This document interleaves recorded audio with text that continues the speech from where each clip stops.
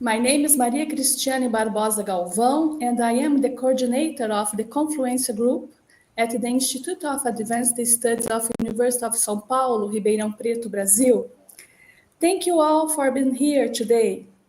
Confluencia Sessions has become an international space of collective intelligence where science, ethics, and responsibility meet to help us understand and improve the world we live in. Each session this year showed that information is a force with the power to protect and to harm entire populations, depending on how it's cared for and shared. In our first Confluencia session, we present bond-based health literacy. We discuss that sharing health information is not enough for people to understand it or to use it in real decisions about their health. The dissemination of health information must respect each person, their fears, their experiences, their histories, and their social bonds. Our second Confluencia session focused on the digital transformation of health systems in Brazil, Sweden, and Chile. The discussion made it clear that digital innovation can increase inequalities if institutions are not careful. Health professionals need strong informational and technological skills at the same time. We also saw that older adults and vulnerable population must be treated with attention and care to achieve a more democratic and inclusive digitalization process. In our third Confluencia session, we explored the connection between health information and climate change. We examined how information and technology can protect vulnerable groups in extreme situations. We also learned something essential. Territories are not only places, they are memories, identities, and belonging. Many communities chose to stay even in moments of great loss because their lives cannot be separated from their land. Today, in our fourth Confluencia session, we welcome Professor Pamela McKinley from United Kingdom. Her presence reinforces the purpose of the Confluencia Group to build international thinking from many centers with a scientific and open-mind perspective. I thank the researchers who joined us this year from Sweden, Chile, Portugal, the United Kingdom, United States, and Brazil. And I want to express special thanks for this session. Professor Chloe Furnival from the Federal University of São Carlos, Brazil, has supported Confluencia in previous moments and brings us an important national and international perspective to our work. I highlight that our academic cooperation spans nearly 30 years, which is a great honor for me. Dr. Maria da Luz Antunes from the Lisbon School of Health Technology, Portugal, will join us in the closing remarks. She has been present in our Confluencia events, and she is an active member of the Portuguese Association of Health Documentation and Information, whose initiatives frequently welcome the Brazilian research community, of which I have been part for the last 9 years. I am also deeply grateful to Professor Ivan Ricarte from the University of Campinas, who supported the coordination of Confluencia during this year, to Professor Carla Ventura, coordinator of the Institute of Advanced Studies of University of São Paulo, Ribeirão, Preto, and to journalist Thais Cardoso, who support us with excellent communication work. For 2026, we plan to expand collaborations across continents. Confluencia is a collective construction, and your suggestions for speakers, teams, and approaches are welcome. Thank you very much. And now I give the floor to Professor Chloe Furnival, who will lead our moderator today. Welcome, Chloe and friends. Thanks, Christiane. Can you hear me? Yes. Yes, good. Thank you very much, Professor Maria Cristiani from University of São Paulo in Ribeirão Preto. My name is Chloe Furnival, or Ariadne Chloe Furnival. I'm a lecturer in the Information Science Department at the Federal University of São Carlos. Just to explain, São Carlos is a city about 240 kilometers away from the metropolis of São Paulo in Brazil. And besides teaching undergrad students in library and information science, I also teach and supervise on 2 postgraduate programs, one science, technology and society, and the other is information science. And my research interests have always sought to forefront how science and scientific knowledge is disseminated, received and assimilated by members of the general public. And so it intersects in the information science field with information literacy. I'm going to be the moderator of this session, and we're very, very honoured to have Professor Dr. Pamela McKinney from the University of Sheffield. So I'm just going to give a quick introduction to Pamela McKinney's background.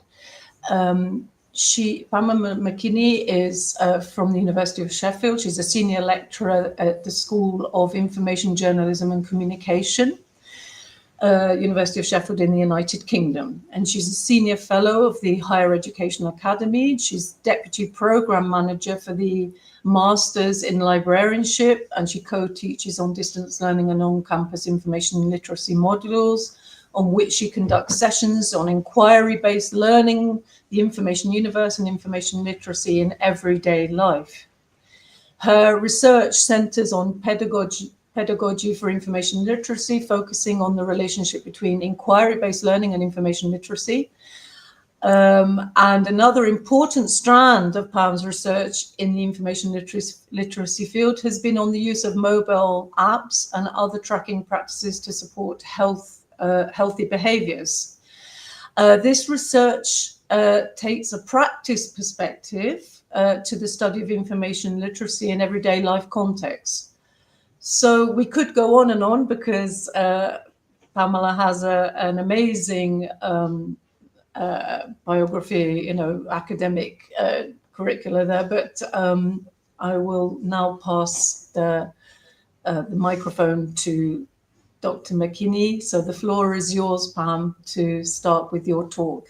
Thank you very much for your presence here today. Well, thank you so much, Chloe. Thank you so much, Christiana. Thank you so much, Maria Luth. I'm delighted to be here today. Thank you so much for inviting me to speak about my research at the Confluencia session. This is a very important avenue for international collaboration in health literacy and information literacy. So, yeah, absolutely delighted to be here today. So I'm going to talk today about a project, a knowledge exchange project that took place in Sheffield, and it was supported by the Healthy Lifespan Institute, which is a research institute at the University of Sheffield. And I worked with this project with my colleagues, Dr. Laura Sabafi, Dr. Andrew Cox, and Professor Peter Barth. Yeah, it was a very, very interesting project to take part in. Next slide, please. Can I do it? Oh yeah, there we go. So I thought it would be good, first of all, to share my understanding, my conception of health literacy, because I think lots of people think about this concept in different ways. So I've got some definitions here. So I think the top one, really, the capacity that people have to obtain, process, and understand information related to their health and make informed choices about their healthcare in order to reduce risks and improve the quality of life. And so I like this definition because it introduces that people do have choices about their health, and whether they choose to follow a particular diet or what other kind of behaviours they engage with. The definition underneath was produced by the Chartered Institute of Library and Information Professionals, which is the professional body that accredits librarianship courses and represents librarians in the UK. And they released a definition of information literacy in 2018, which incorporates health literacy as a vital aspect of information literacy. And they say that health literacy involves being an active partner in healthcare decision-making. So again, this idea that people who are health literate are able to communicate effectively with their healthcare providers, and they can support their health through this effective communication. So Alison Hicks, who is another lecturer from the University College London, has a really interesting paper where she discusses, I guess, the parallel development of the concept of health literacy through the health science literature and then also through the information science literature. And there's a very rich research tradition in both of these quite separate domains of knowledge. But I think what I wanted to highlight with this is that I adopt a socio-cultural perspective in my research, which recognises the information marginalisation experienced by minority ethnic groups. And it also recognises some of the systemic factors that affect their ability to access health information. And it also recognises and places some value on the ways in which communities seek and share information. So rather than saying that the only good health information is information coming from the government or from health services, we actually look at the ways in which people generate and share information in their communities and kind of say that that is important too.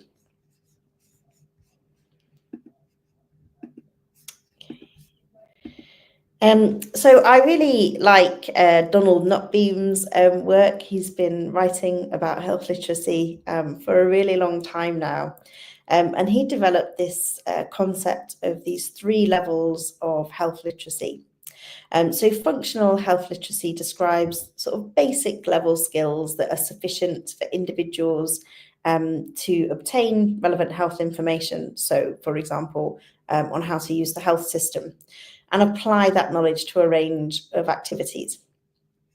But individuals with these very basic health literacy skills can be educated and communicated to directly, and they can set their goals in terms of their medication preference and how to participate in prevention activities. So the next level up is interactive health literacy, which describes more advanced literacy skills that enable individuals to extract health information and get some meaning from different forms of communication.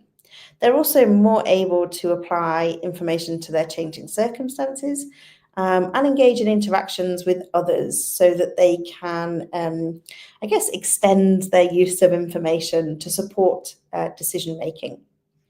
And individuals with these higher level skills are better able to discriminate between different sources of information, maybe respond to communications about their health, they're kind of able to access health information through very structured communication channels, so schools and health education websites. So the third level is this kind of critical health literacy. So it's kind of where we want to be aiming at in terms of our populations and communities. And it describes the most advanced skills that can be applied to critically analyse information from a wide variety of sources. They have the most advanced skills to obtain and use information, and they can exert much better control over life events and situations that have an impact on their health. So they can much better able to evaluate information and assess their personal health risks, They understand the social, economic and environmental determinants of health, and they can engage in advocacy linked to health literacy.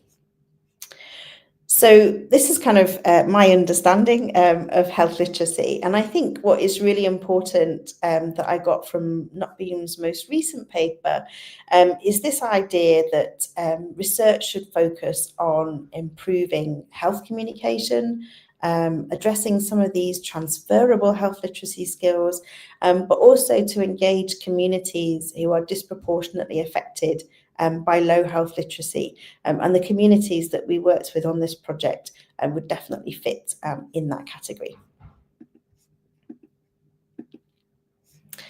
So I wanted to talk a little bit about the links between health literacy and health inequality.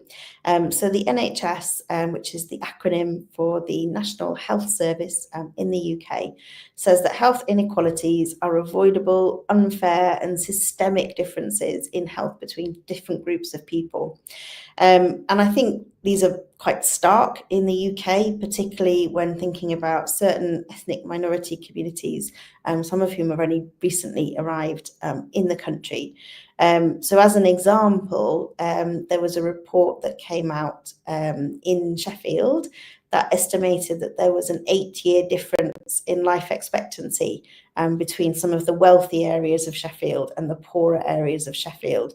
So even within one city, where the people have access to the same, effectively the same healthcare, there is still this health inequality that leads to differences in life expectancy. And we know as well that poor social and economic conditions are associated both with poor health literacy in the population and also health inequality. So low health literacy has been proven to have adverse effects for individuals and communities, and low health literacy is also associated with a range of really serious health issues. And it includes less use of preventative medicine, low take-up of screening such as cancer screening or heart screening. It's also associated with greater use of emergency services rather than other forms of primary care. And it's also associated with some really risky health behaviours like smoking. So the ultimate outcome for the health system is that it just costs more to kind of keep these people healthy, and there's just poor health and higher costs for healthcare systems. So when I was looking at the literature, it's really clear that culturally sensitive and community-focused health literacy interventions can help address some of these health inequalities in underserved and marginalised communities. And I think it's particularly important to identify practice relating to health information and how and where people obtain their health information. I think particularly because some of this formal health information in the UK that is only in English is also only online. And some of these barriers that people experience can be due to both language and also digital exclusion.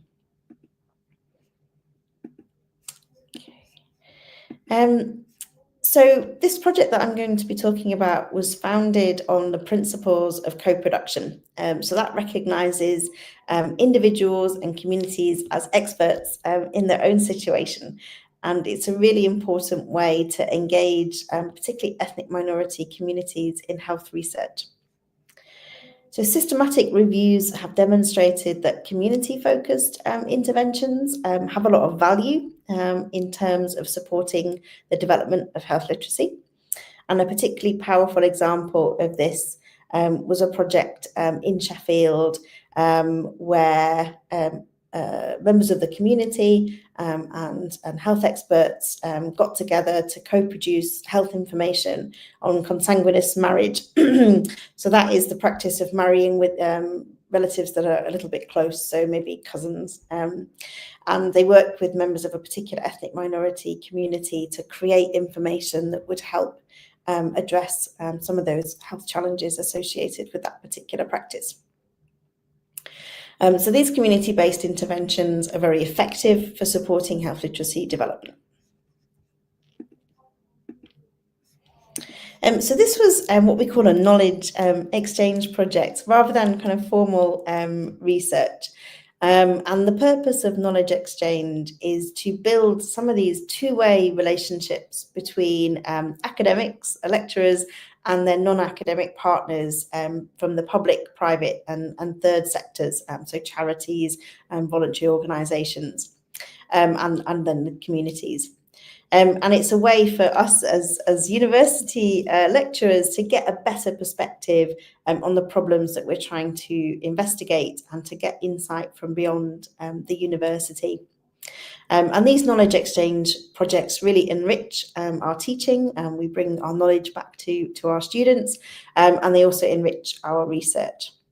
And we find that these creative and collaborative ways of generating research questions are kind of mutually beneficial, both to us and also to the community.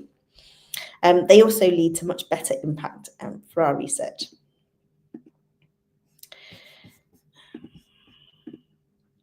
So our partner from the National Health Service in this was Dr. Louise Millington from the Pittsmore practice, which is an area of Sheffield that is characterised with a lot of deprivation and also a lot of ethnic minority communities.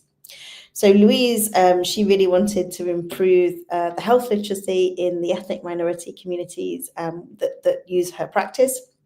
And she also, as part of this work, she connected us with the kind of multi-agency group called the Page Hall Partners. And they then led to connections with a range of community groups and charities that we worked with. So at the beginning of the project, I did a lot of work to go and visit these people and kind of get to understand their situation and the work that they do in their community centres. So I spoke with a lot of staff from the local council, other researchers at the university, and yeah, just loads of people to just understand how they experience co-production, what their challenges are, and like the best way to kind of communicate with them. So I got some really valuable advice about co-production.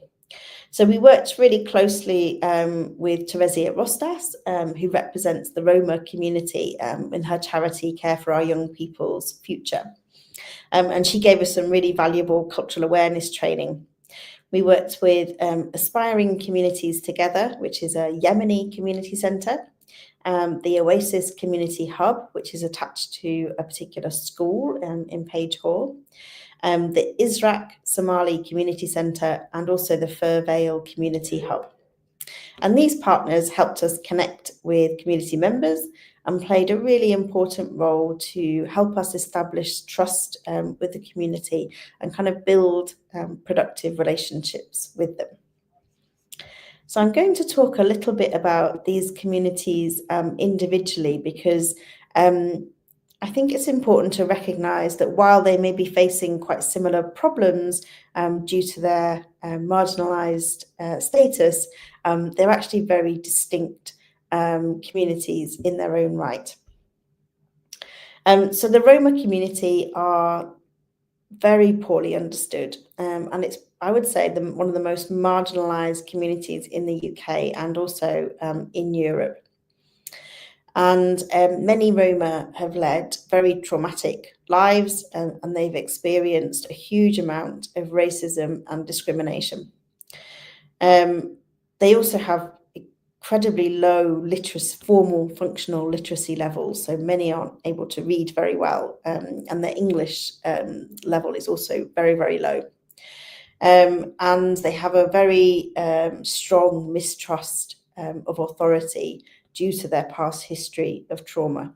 And this really does make their inequality even worse. So there was a really interesting report from the NHS Race and Health Observatory, which really confirmed that understanding of the Gypsy, Traveller and Roma communities by public services is very, very poor. And many Roma even go to the extent of hiding their ethnicity because they are so concerned that they will be treated badly.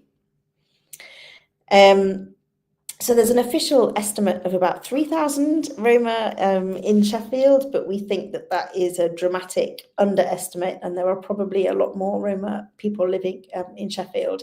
But a lot of them live in a particular very small area of Page Hall, and there's been lots of local and national news stories about inter-community tensions in the area.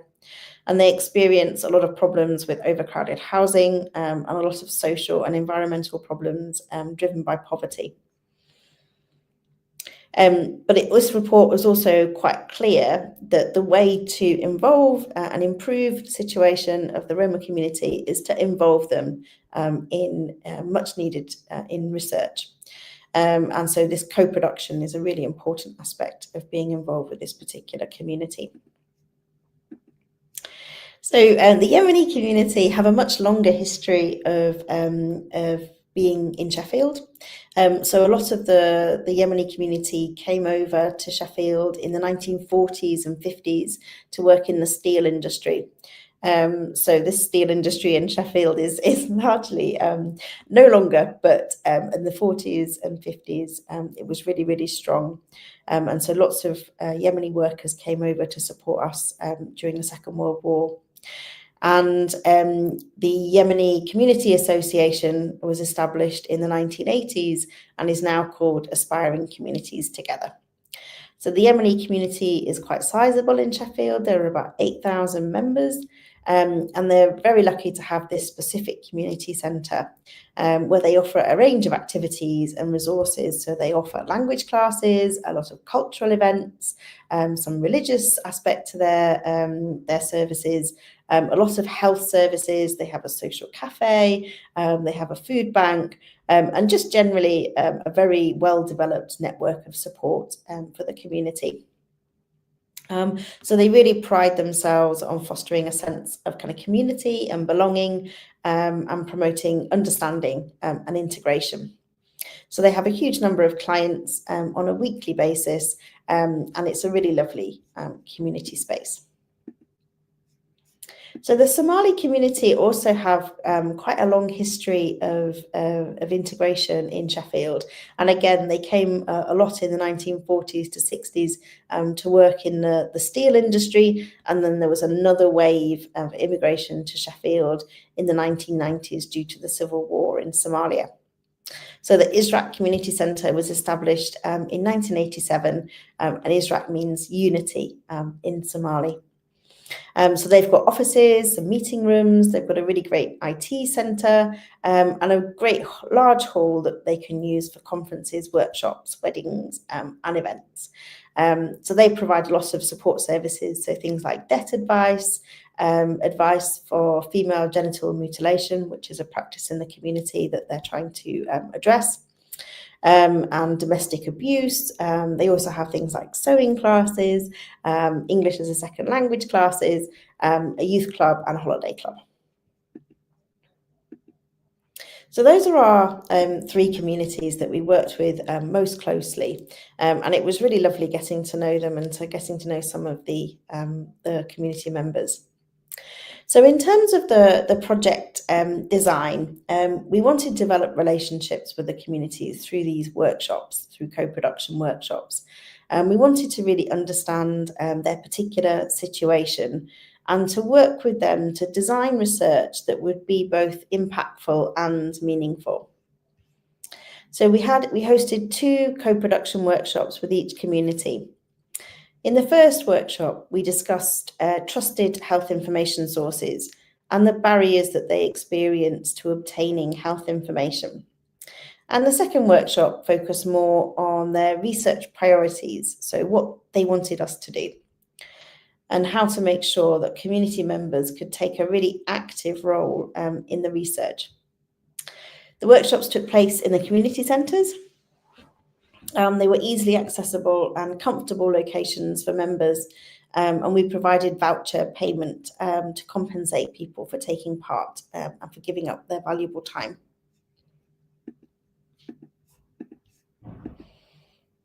So in order to address language barriers and to make activities accessible, we designed a range of interactive and creative methods for opening up discussion and debate.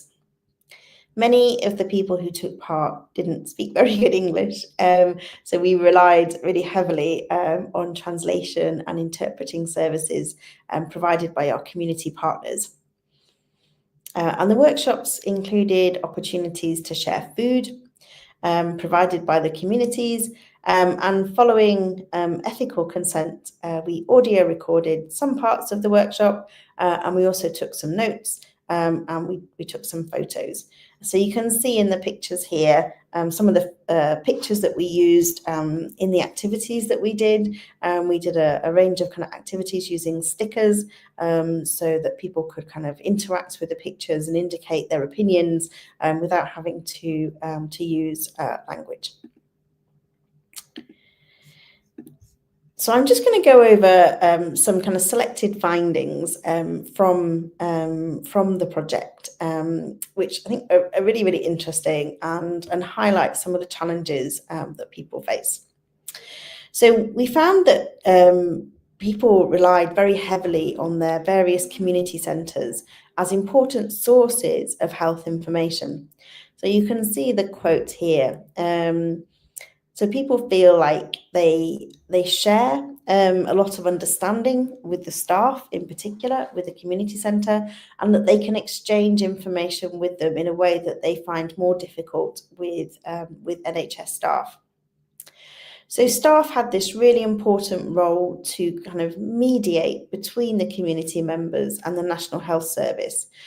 So increasingly, the National Health Service is pushing people towards phone-based services and to using online services, and they aren't usually cannot be appropriate for people in these ethnic minority communities. So you see the quote here, we always go to the community, we ask the leader, they have more information if someone's not able to make the call themselves, and they call on behalf, so they would phone NHS services on behalf of their community members and just provide that really important bridge. They also provide health information at the point of need. So I think this is also an issue with the NHS services currently, is that it can take quite some time to get an appointment, a health appointment, either with a primary care physician, which we call a GP, a general practitioner in the UK. You could sometimes be waiting, a week or more to get an appointment.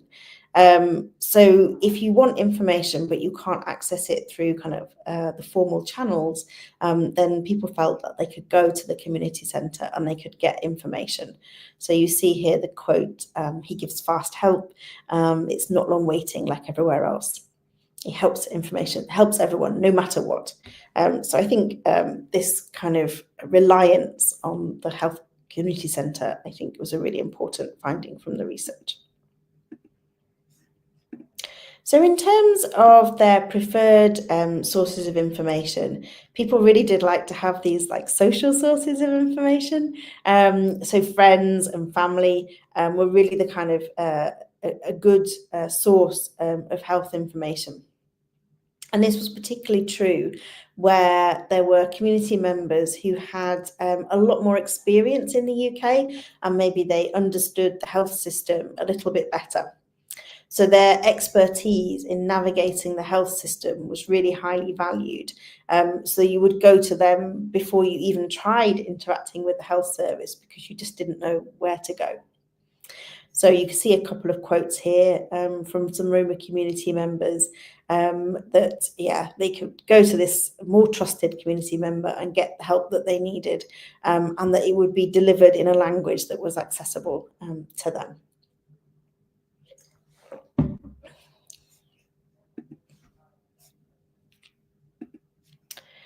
So when we asked people about their trust of health information, there was a really kind of complicated picture emerged of, I guess, varying levels of trust with both different types of NHS services and then also information that they encountered in other ways. So they did really recognised the authority of NHS staff, so particularly doctors and nurses that they encountered in their formal health appointments. But they sometimes really struggled to make themselves understood. And they have these very time-limited appointments with general practitioners, with the primary care doctors. And while translation and interpreting services are provided, often it took just a bit too long to get the exchange of information going, and they felt that they weren't really able to express themselves effectively. They also said that they felt very marginalised and excluded by some NHS services, and they reported a lot of kind of systemic issues to do with the availability of services. So you can see here a couple of quotes. The system doesn't include us. How can we fit into something that where we're not recognised? And the GP hasn't given accurate information, the medications don't work, and we can't get an appointment. So they have leading to a sort of negative experience.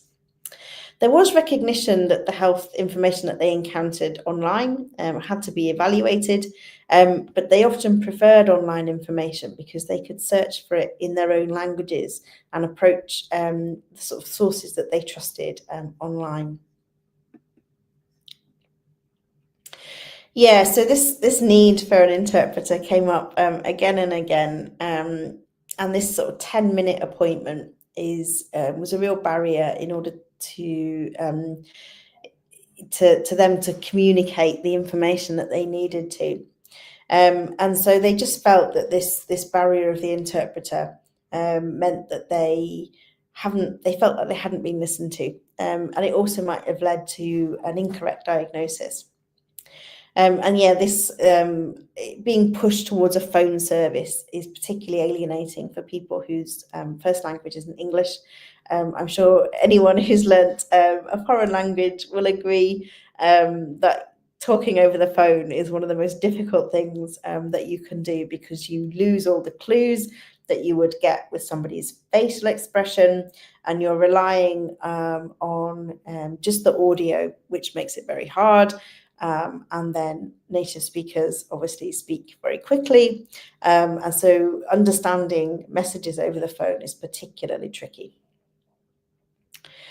There were also a lot of negativity expressed about the receptionists in the doctor's surgeries, the GP receptionists. And again, I think this is down to a sort of practice of pushing people to make appointments online. But if you're digitally excluded and you're not very good at using sort of online appointment booking systems, and from my own experience as a native speaker, I've also found my doctor's appointment booking system very, very confusing.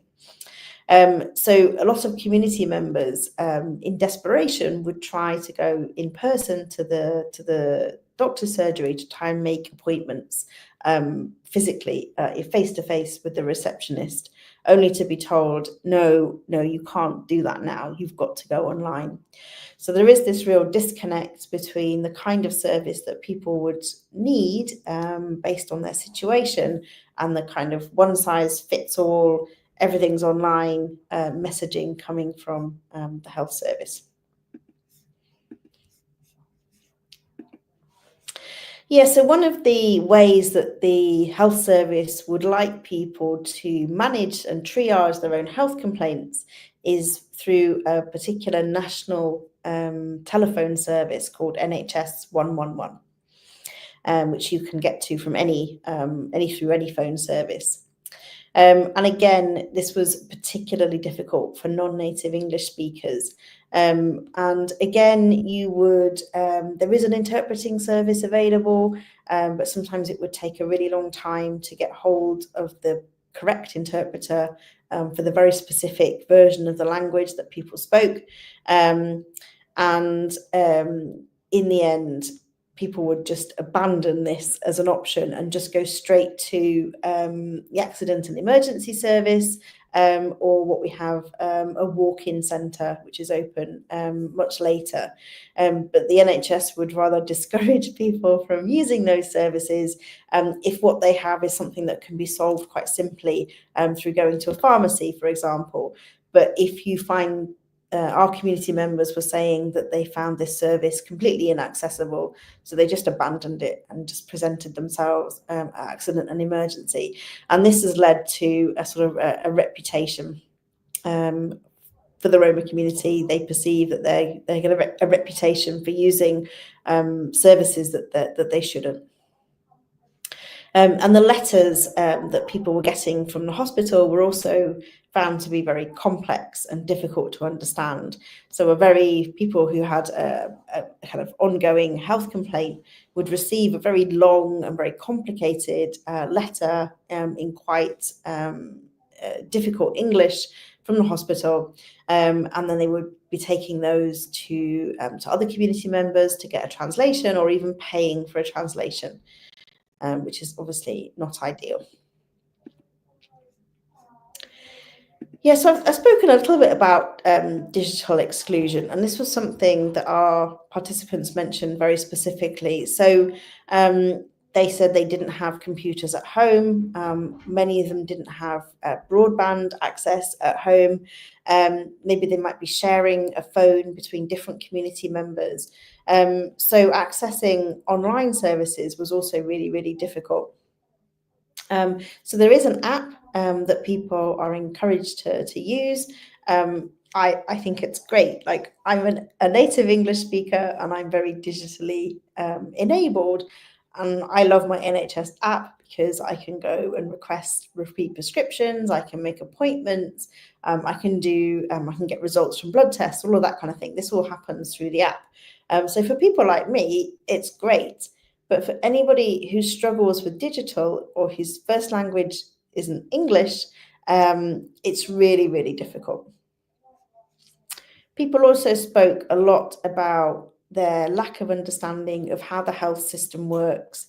And a lot of them maybe operate in two different countries. So they'll have like a home country that they're also working with, and the health system will work very differently there. So kind of, I guess, managing those transitions between a home country and how the UK works was really, really tricky. So it was really difficult for them to understand which service they should access at which point and for which purpose. And so you see this quote here from one of our Somali community members. So I go to the hospital, but then I'm sent back to the GP, and it's round and round and round again. And so, yeah. And I think the sort of messaging from doctors and from the NHS is, well, people just need to understand how it works. But I think it's a little bit more complex than that. So in terms of our future research, we really want to focus on this ladder of participation. So this was developed by Arnstein, and it basically characterizes how to think about how to empower communities.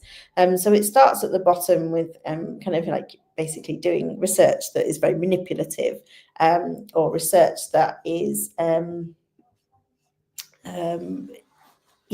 just informing people rather than involving them. And so as we're moving up the ladder, you kind of get more and more into research that is empowering, until you get to sort of delegated power and like citizen control.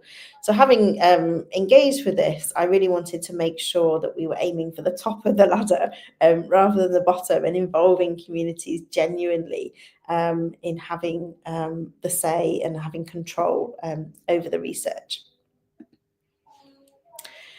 So when we asked our communities what kind of research they wanted us to do, there was a really strong steer towards qualitative research. And they specifically said that they really disliked surveys, and they found that the ability to talk with people was much more important to them.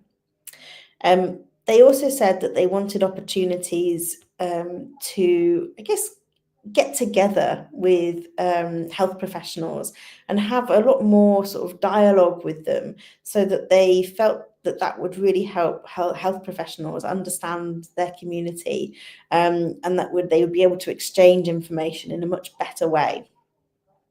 The Roma community in particular were really insistent that they would really value some creative methods to kind of do research and to publicize the outcomes of research with their community.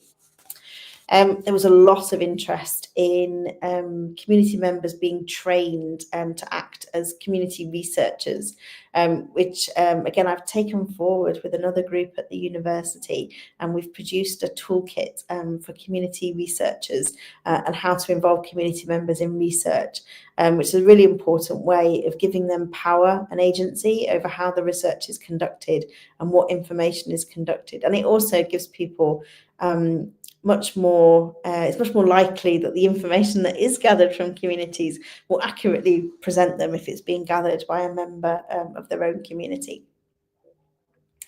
And lots of people said that they really wanted to help create training materials for NHS staff, or to work as patient educators or health champions.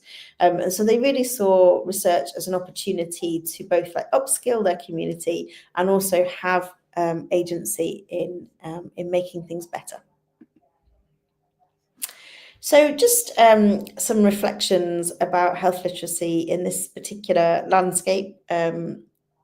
So I think they really wanted to have, or to be able to engage in interaction. So they wanted to build their interactive health literacy.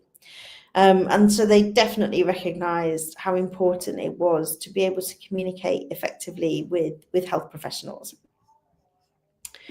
and to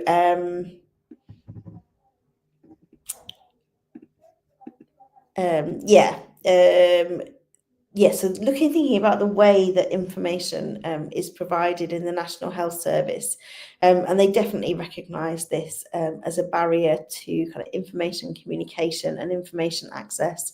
And I think there's a lot kind of going on there when you do have a sort of national level organisation that's tasked with providing information, but yet you've got these kind of really hyper-local communities with these different situations, and there's definitely a kind of mismatch there. And I think also a lot of health literacy research kind of positions sort of what they call low health literacy as a patient problem. So it's a problem to do with that individual. Oh, they can't understand the information, or they're not accessing it in the right way, or they need to do this.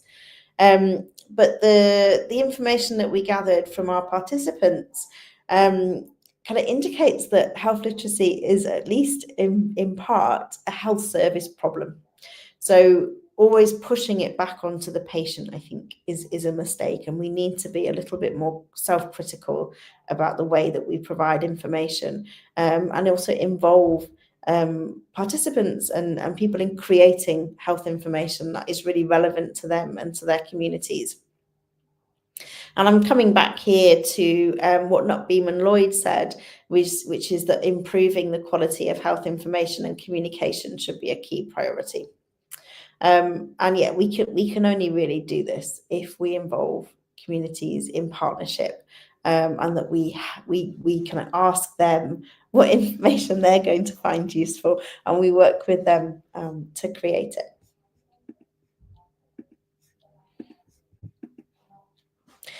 So I think one of the key findings from this research as well is the fact that there are these information intermediaries who I guess provide this for members and the health service. So staff at the community centres provide very culturally relevant support, and they act as intermediaries between the communities and the healthcare providers.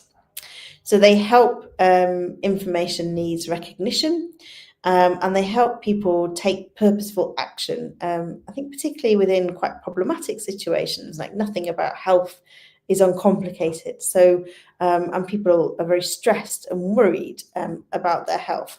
So this support is really important for helping people manage those really difficult situations. They also act as a kind of key connector between the people and external sources, and they can give sort of tailored and personalised information that really kind of takes account of their learning needs. So there's been some other research in the UK and in other places that has looked at the role of health literacy support and health intermediaries in disadvantaged communities. And so, yeah, I think it's a really, really important aspect that we need to consider when thinking about research, but then also about service development. And sort of language is obviously a key aspect of the work of these intermediaries. And I thought it was, that it really kind of highlighted for me how important people are and how social sources of information are in this particular space. So going forward, I've been working with a consultant paediatrician from the Children's Hospital called Dr. Anna Calvert. And we've been working with the same communities to try to push forward some kind of funded research. And the area that has emerged that people are particularly interested in is about vaccination, child and maternal vaccination in this particular area of Sheffield. And the picture there was created as part of a co-production process that we did with the community to try to capture some of their opinions and challenges around vaccination. So in the UK, childhood vaccination rates for routine childhood vaccinations are not reaching the 95% target that has been recommended by the World Health Organization, which is obviously a big worry because even for children who are vaccinated, we rely on the so-called, herd immunity, and if vaccination rates drop below 95%, then we haven't got that kind of herd immunity. And we're already seeing outbreaks of childhood diseases such as measles and mumps in the UK, and in particular in communities where vaccination rates are really low. And so we know also that vaccine rates in minority ethnic communities tend to be lower than the general population. And from talking to the people who took part in our workshops, we understood that there's been a big impact from the rollout of the COVID vaccination, which was done quite hurriedly for obvious reasons, but it has created a lot of mistrust around vaccinations because of the side effects that people experience from the COVID vaccinations, and then a huge amount of mis and disinformation that's been shared, both around the COVID vaccination, but also for the measles, mumps and rubella, the MMR vaccination. So there's some quite strong beliefs in communities that relate to misinformation that was shared, that the MMR vaccination causes autism. And it's also an issue that autism rates are kind of quite high in some of these communities, some of these ethnic minority communities.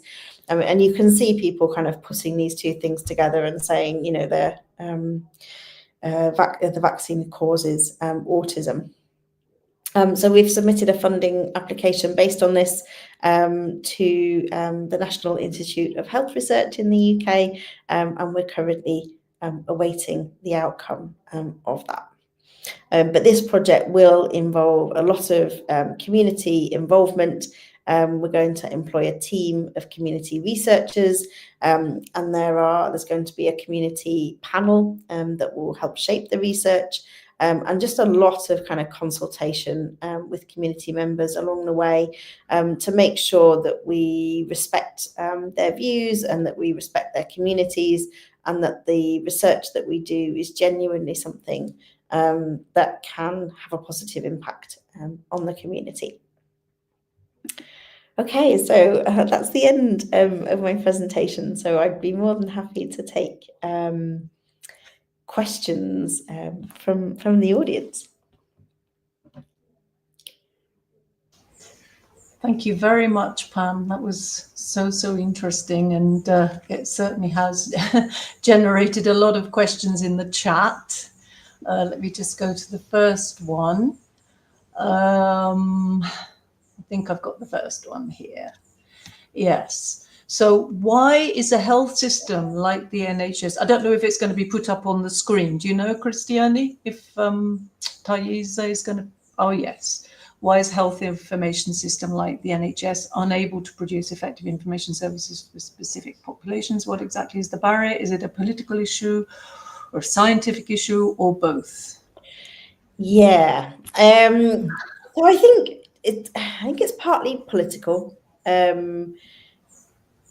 think there's also a challenge in that there are so many different communities like living in the UK. So it's not like, oh, we've only got to do stuff in maybe 2 or 3 different languages. You're talking maybe about, at least, I think there's a school in Sheffield where there's like 60 different languages spoken.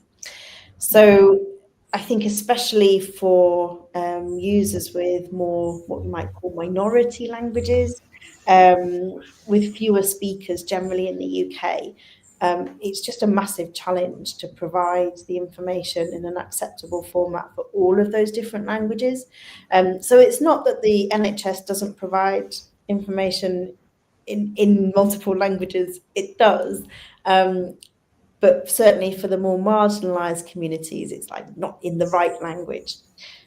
So we heard stories of, so for the Roma community in particular, there's 3 very different languages that are spoken by the Roma community, and the Slovak Roma, Roma, and there's another one, I can't remember the name of it.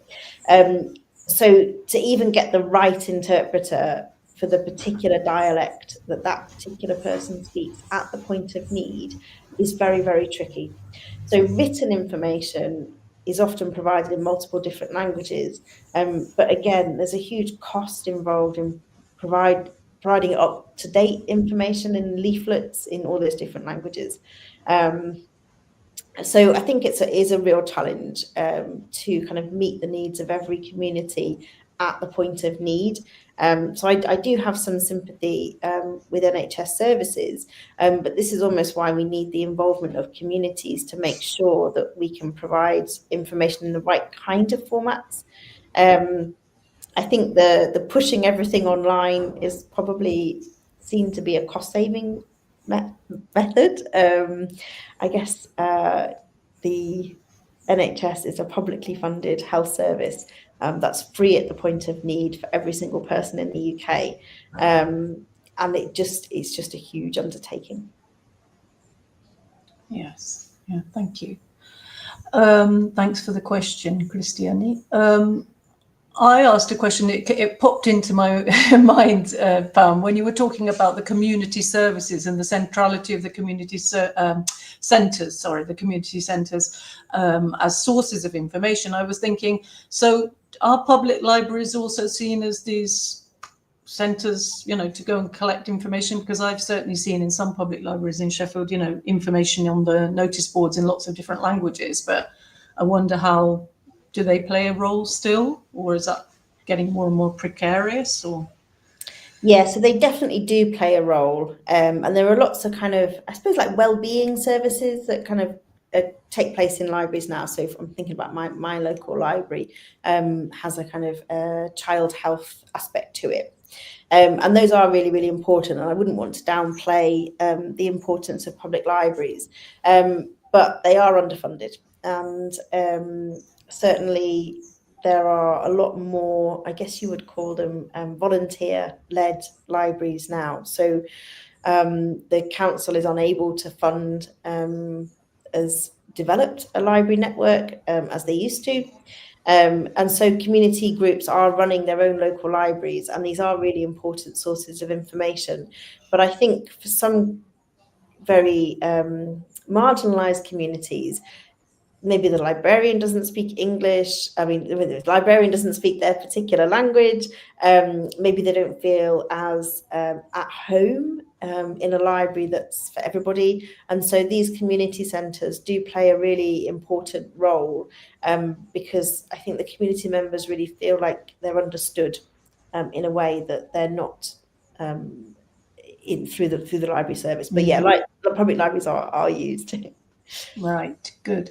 We had a comment here from Letizia, who's a Brazilian librarian, but she lives in Sweden now. And she's just said, very interesting, the Roma community has almost no access to healthcare in Sweden because they do not have formal documentation in the country, such as an ID number, address, register, etc. Have you seen that as being a problem? Well, we don't have ID in the UK, do we? No, and yeah, and I think they do. I guess the expression in the UK, they fly under the radar, so they're not formally documented, and that just causes loads of problems with access to healthcare. And then on top of that, they feel very excluded from healthcare services, and they feel like they're going to be judged, or might have negative experience, and it just puts them off going completely. And so it's a real public health problem. Basically, it's a public health emergency for people to get them the care that they need and to ensure that they've got access to healthcare. And as I said, they experience a huge amount of racism also in the countries where they come from in Europe, and there's just a big public health problem. Yeah. Thanks. Christiane has asked here, from a quantitative perspective, could you share how many individuals are typically engaged in each co-creation process in the research you did? Oh, yeah, sure. So I think the first sort of set of workshops where we were trying to sort of explore the barriers and the preferred sources of health information, we had around sort of 20 people for each sort of community. So the Somali community we did kind of all together, like men and women. The Yemeni community wanted us to kind of split by gender. So we had workshops for men and workshops for women. And the Roma community was slightly smaller. We did it in a smaller space, but we had them all together as well. So around 20 for each community. So I guess about 60 people in total. The second set of workshops where we were trying to think a little bit more specifically about research methods, they were a bit smaller. So we had about 8 people per community. And some of them were the same who'd come to the first workshops, and some of them were different. So we relied on our community partners to recruit community members to come to the workshops, because it was by far the most efficient way to do it, because they're trusted. They could advertise the workshops and ensure that people were able to come along.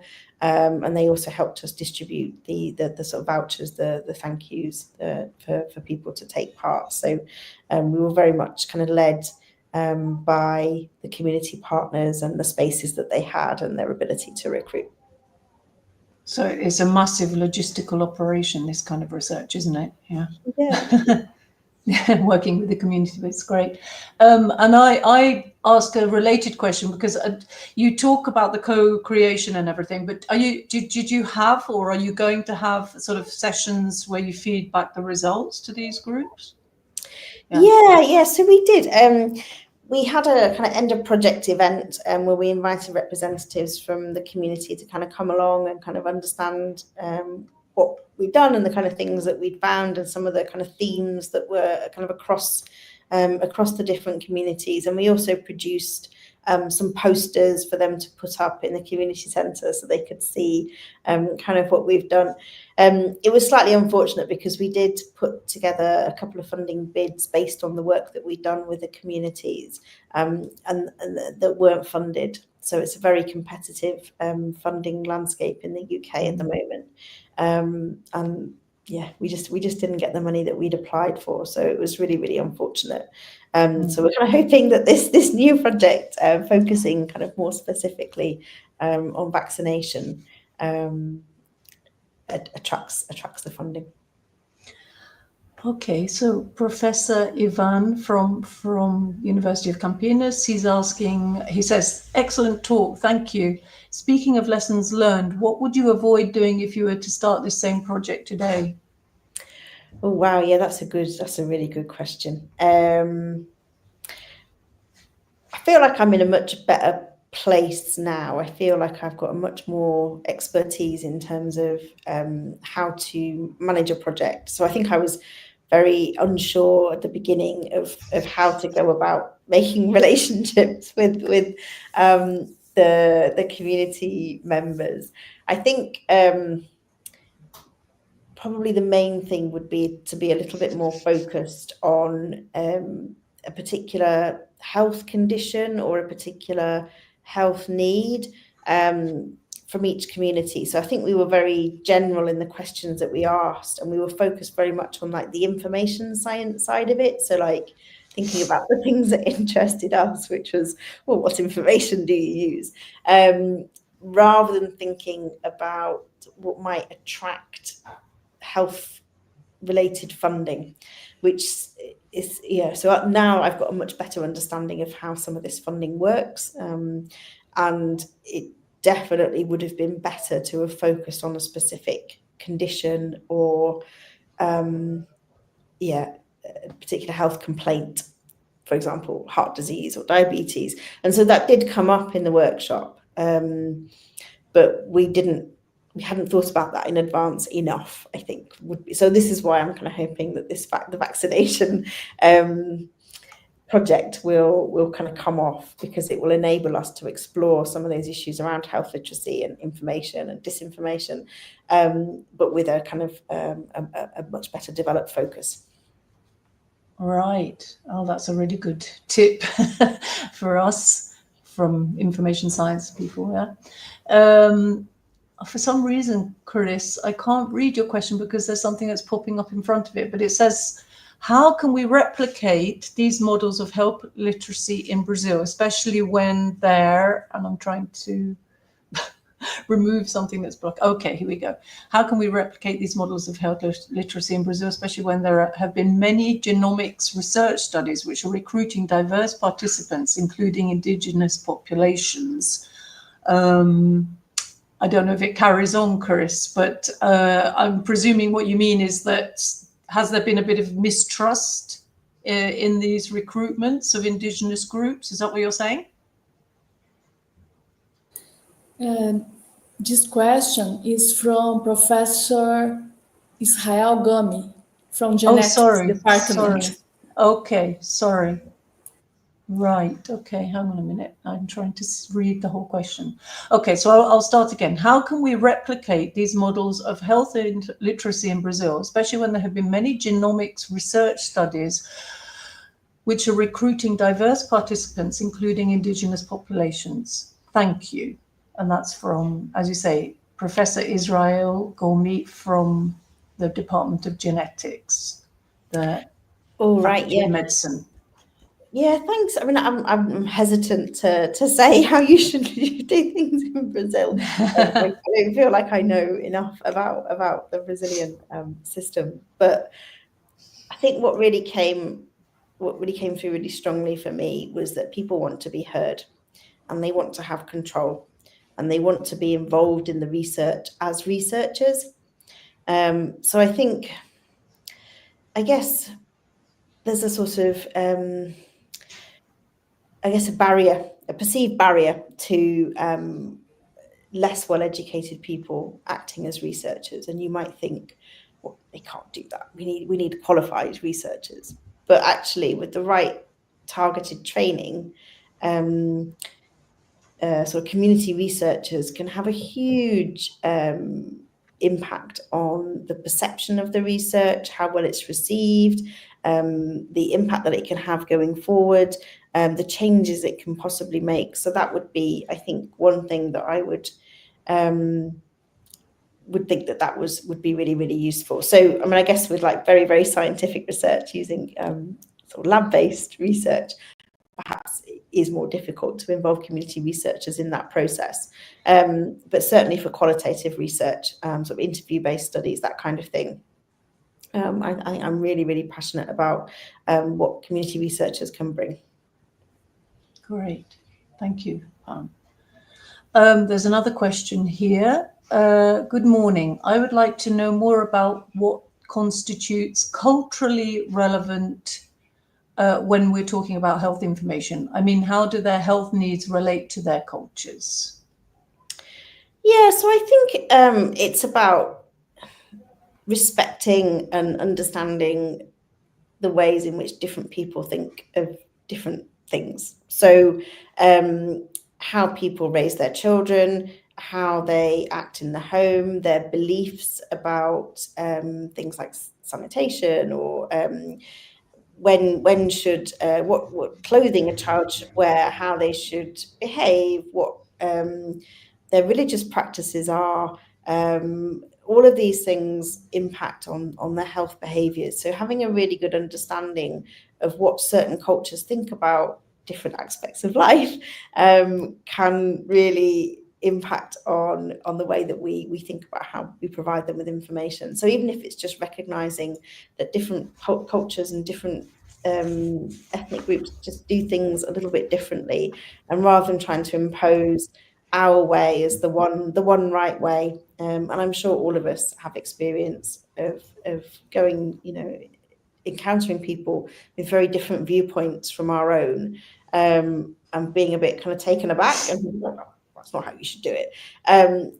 But I think that's exactly the attitude that we want to get away from, and so kind of valuing their way of life, and kind of translating that into involving them with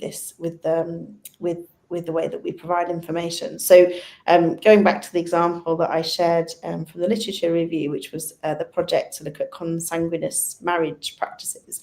So within this particular community, there was a lot of cousins marrying cousins. Now that's legal in the UK. It's legal to marry your cousin. And it only becomes a problem when it happens repeatedly within a particular community. But to turn around to that community and say, well, you just don't marry your cousin, don't be ridiculous, like that just causes genetic problems. Why would you marry your cousin? You can't do that anymore. And the health information is, if you want to avoid this genetic complaint, don't marry your cousin. Well, that's quite insensitive. So what they wanted to do was to work with the community to find a way to provide them with information that would support them in making an informed choice about their decisions, whether or not to marry within their family or not. And it's a much more sensitive way of doing things, and also hopefully more effective, and that creates a partnership where these issues are able to be spoken about more openly. And that people don't feel like they're going to be judged for whatever it is that is deemed to be unacceptable in a different culture. Great, yes, very important. Then there's one more comment here thanking you a lot. That comes from Literacia again in Sweden. She says, as librarians, my colleagues are watching with me at Karolinska Hospital in Sweden. We have met a lot of these problems you mentioned: translation, technology, cultural differences, in inverted commas, cultural differences.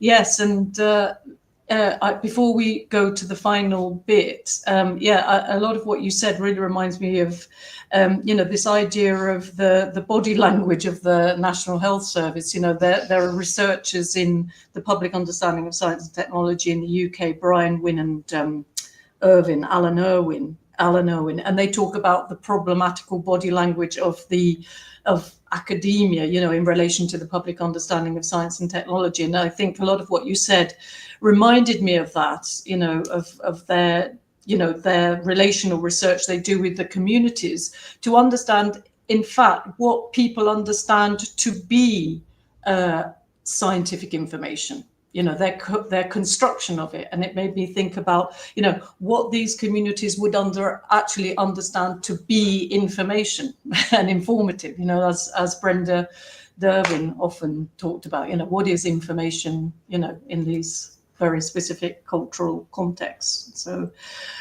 thank you very much, Pam. And let me just quickly look at my script here. The transition now is to invite Professor Maria da Luz Antunes from the Lisbon School of Health Technology to give us some closing remarks. And thank you very much for your presence, Professor Maria da Luz Antunes. And I pass you, the floor is yours, as they say. Thank you. Thank you so much. So good afternoon. It's lunchtime here in Portugal. I salute all those who are watching us and listen to us. I would like to thank you for inviting me to give the closing remarks about this very interesting session. I extend my thanks to Professor Pamela McKinney. The project you presented so clearly and in such detail made me reflect on what was being done in Portugal regarding literacy aimed at disadvantaged populations. Actually, the Directorate General of Health, which is a governmental institution, developed a national health literacy action plan since 2019 and carry out a representative national survey using the short form of the HLS-19 K-12 under the European Network for Measuring Population and Organizational Health Literacy. We identified that specific community level interventions have targeted vulnerable and marginalized groups like migrants and socially excluded individuals to improve their access to health information, reduce obstacles, and increase empowerment. Furthermore, there are initiatives aimed at specific high-risk demographics. Among these are academic and public health programs focused on migrants, individuals experiencing homelessness, and individuals utilizing social welfare services. These initiatives include community-based interventions, capacity building activities in local settings, and adapted materials such as plain language or culturally appropriate resources. Examples and case studies have been published in institutional repositories. And of course, all these interventions produced practical guides and tools designed for use by health services and community partners.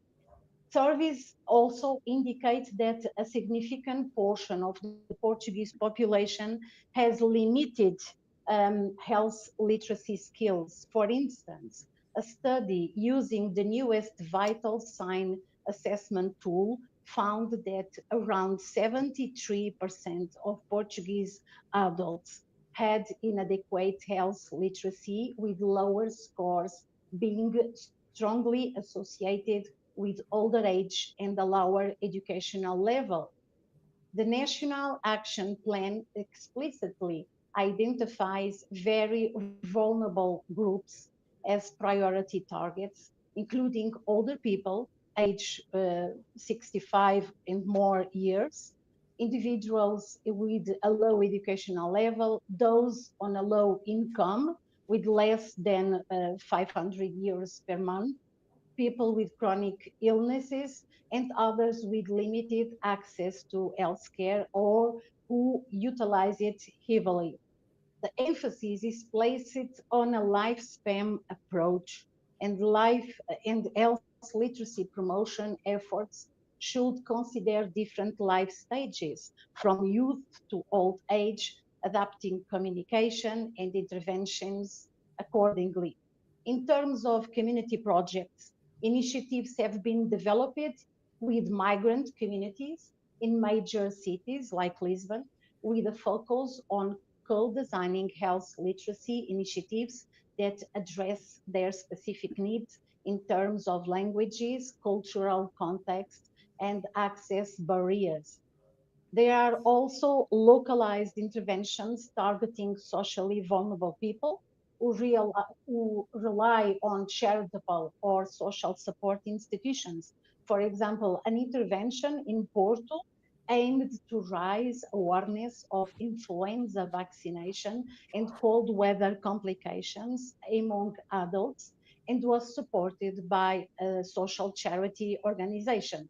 So Portugal has institutionalize health literacy by creating a national plan, using validating measurement tools, and conducting population-level surveys. We recognize that elderly people, those on low incomes or with low levels of education, migrants, and patients with chronic conditions are vulnerable groups who need tailored strategy. We found a number of community-based and collaborative approaches, including involving migrants, refugees, and socially excluded groups through social organizations, NGOs, or community institutions, often using co-design methods. We also recognize efforts not only to inform, but to empower, such as improving the ability to navigate the health system, understanding information, and making informed decisions. Despite the efforts made here in Portugal and in the United Kingdom through the project described here so brilliantly, many still have low health literacy. Large proportions of the population remain at problematic or inadequate levels and remain especially vulnerable. There are some dimensions that continue to present significant challenges. For example, tasks such as navigating the health system, making appointments, or assessing services, or using digital or bureaucratic health services can be particularly difficult. In addition, ongoing disparities in health literacy and access are also the result of structural inequalities, including socioeconomic, linguistic, cultural, and digital literacy factors. If Portugal, Brazil, and the UK work together in a planned way, it would be good for public health literacy, and improving services. This is because the health systems, research, and population of the three countries are very different, because Portugal has experience in primary care reform, community health teams, and integrated public services, because Brazil offers large-scale community health infrastructures like the Estratégia Saúde da Família program, and expertise in outreach to vulnerable groups, and because the UK contributes strong research institutions, health literacy measurement tools, and policy experience with health inequalities. And how? Portugal and Brazil share language, while the UK has expertise in plain language health communication. Together, they could produce multilingual, accessible materials for low literacy groups and migrant populations. The impact is the creation of reusable health literacy resources for Lusophone populations in Europe, South America, and African countries. Another example, pooling universities and research centers increases the diversity of the sample and the robustness of the methodology. The UK is known for its strong traditions in randomized controlled trials and implementation science, while Brazil and Portugal offer insights from real-world testing in diverse socioeconomic settings. This results in stronger evidence on interventions for disadvantaged communities and improve external validity of findings. Another example, Portugal and the UK have advanced digital health infrastructures, while Brazil has large-scale telehealth initiatives, such as Telesaúde Brazil. A collaboration could focus on inclusive digital access, usability, and culturally adapted interfaces. The impact would be reduced digital divide and scalable tools tested at different levels of digital inclusion. Another example, shared Lusophone networks enable results to be disseminated in PALOP countries in Africa, thereby strengthening the South-North scientific partnerships and generating long-term trust and the joint development of public health capabilities. This will increase the global visibility of research in public health carried out by Lusophone countries and make innovation more sustainable. I think the Confluencia initiative strengthens international dialogue on literacy and vulnerable populations by providing Portugal, Brazil, and the UK with a shared space in which to exchange evidence, compare intervention models, and co-design equitable solutions. The initiative connects countries with complementary experiences, such as Brazil's large-scale community health structures, Portugal's integrated primary care, and the UK's established frameworks for addressing health inequalities, enable knowledge to flow in multiple directions rather than through a traditional north-south hierarchy. Confluencia focuses on accessible communication, culturally responsive practice, and community-centric strategies helps generate transferable approaches across diverse socioeconomic contexts.